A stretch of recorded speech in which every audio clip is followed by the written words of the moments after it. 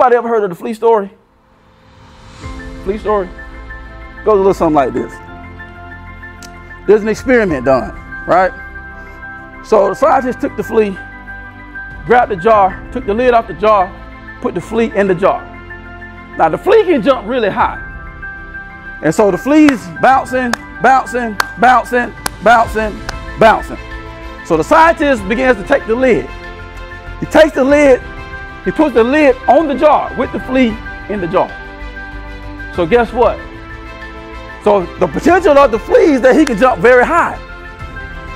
But now when he jumps high, he realizes now every time that I'm jumping, I'm bumping my head up against this ceiling.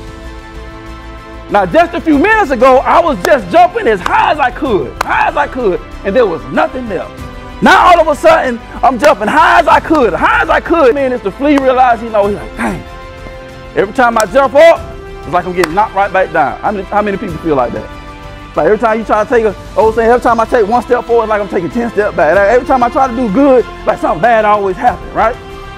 That's what's going on in this flea mind. Like, dang, man, I know I can jump high. It's in me. I done did it before. But now, boom, every time I jump up, I'm hitting my head on something. And so guess what? Sooner or later, the flea stopped jumping.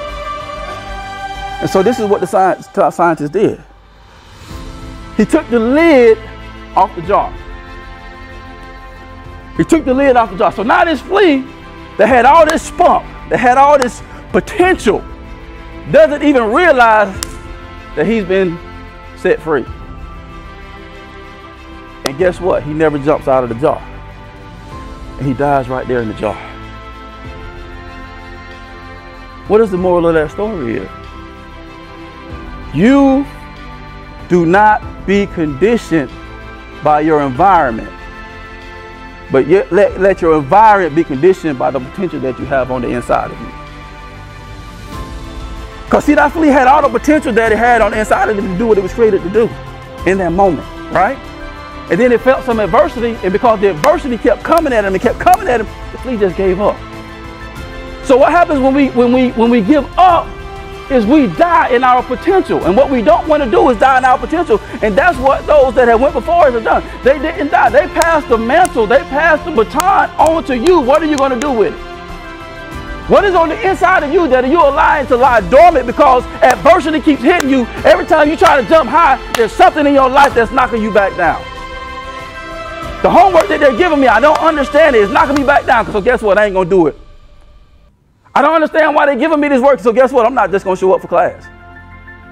The first part of being successful is showing up. It's teaching you something. Whether you realize it, whether you understand it, whether you like it, it doesn't matter. The process is the process. And if you want to be successful, I always say that there's no secret to success. It's only a blueprint. You can't build a house without a blueprint.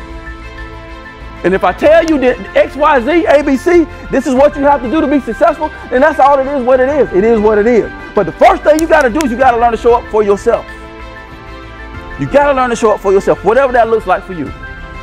If your attendance is poor, let's change that. If your attitude is poor, let's change that. If you don't like the way your life is going, let's change that. Why? Because you have the ability to do that. Why? Because there's greatness on the inside of each and every one of you, and God created you to be great, but it doesn't matter if you don't recognize it within yourself.